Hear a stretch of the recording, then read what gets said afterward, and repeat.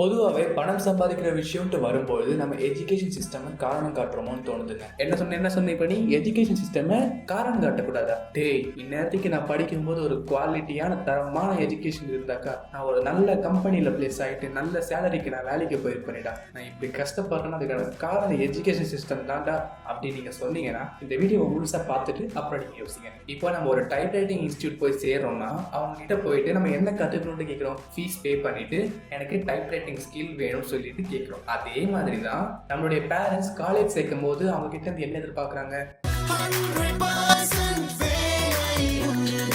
Can we skip to the good part? So காலேஜ்க்கான மேனேஜ்மெண்ட்கான என்ன வேலை? தன்னுடைய கஸ்டமர் மாதிரி அவங்க யாரு பேரண்ட்ஸ் வந்து தன்னுடைய கஸ்டமர் மாதிரி அவங்க என்ன எதிர்பார்க்குறாங்க? இங்க படிச்சு 100% பிளேஸ்மெண்ட் இருக்கு, பிரஸ்டீஜ் இருக்கு, நான் இங்க தான் சேர்ந்திருக்கேன். அதை கொடுத்துட்டு போறது மட்டும்தான் இவங்க வேலை. என்னது கவர்மெண்ட் வேலை கிடைச்சிருக்கா? ஸோ தட் கருத்து what is I'm saying is மாற்றம் முதல்ல நம்ம கிட்ட இருந்து தாங்க ஆரம்பிக்கணும். அப்போ எஜுகேஷன் சிஸ்டம் செய்யறது சரியா அப்படின்னு கேட்டிங்கன்னா கண்டிப்பாக நான் கரெக்டாக சொல்ல மாட்டேன்.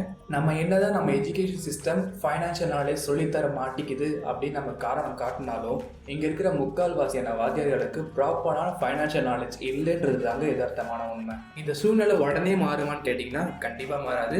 மேபி அடுத்த தலைமுறைகள் வர வர வர இதை கொஞ்சம் கொஞ்சமாக அப்டேட் பண்ணிட்டு ஒரு நல்ல எஜுகேஷன் சிஸ்டமை கொண்டு வர பார்ப்பாங்க.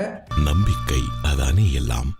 இப்போ படிச்சுட்டு இருக்க பசங்களுக்கு என்னதாடா வழி அப்படின்னு கேட்டிங்கன்னா எஜுகேஷன் சிஸ்டமை ப்ளேம் பண்ணாமல் நமக்கான ரெஸ்பான்சிபிலிட்டி எடுத்துக்கிட்டு இன்டர்நெட் இருக்குது, மொபைல் இருக்குது, வேறு என்னங்க வேணும்? சும்மா என்டர்டெயின்மெண்ட்காகவோ ஒரு டெம்பரவரியான சந்தோஷத்துக்காகவோ இன்டர்நெட்டை ஸ்பெண்ட் பண்ணுறது தப்பில்லை. அதை அளவோடு ஸ்பெண்ட் பண்ணிவிட்டு மோஸ்ட் ஆஃப் த டைமை வந்து அதிகமாக வேல்யூ இருக்கிற ஸ்கில்ஸை வந்து நீங்கள் இன்டர்நெட்டில் கற்றுக்கலாம். நீங்கள் எந்த ஒரு விஷயமும் தேடுறதா இருந்தாலுமே ஹவு டு அப்படின்ற வார்த்தையை போட்டு தேடினீங்கன்னா அதுக்கான ரிசல்ட் எக்கச்சக்கமாக இன்டர்நெட்டில் கொட்டி கிடக்கு.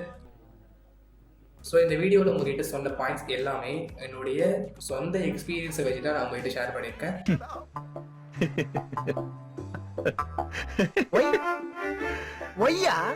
உண்மை நினைச்சேன், சிரிச்சேன். ஐ ஆம் யுவர் பெஸ்ட் ஃப்ரெண்ட்.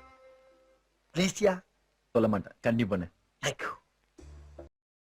இது சில பேருக்கு வந்து ஏற்றுக்க கூடியதாக இருக்கலாம், சில பேருக்கு வந்து ஏற்றுக்க கூடாததாக இருக்கலாம்.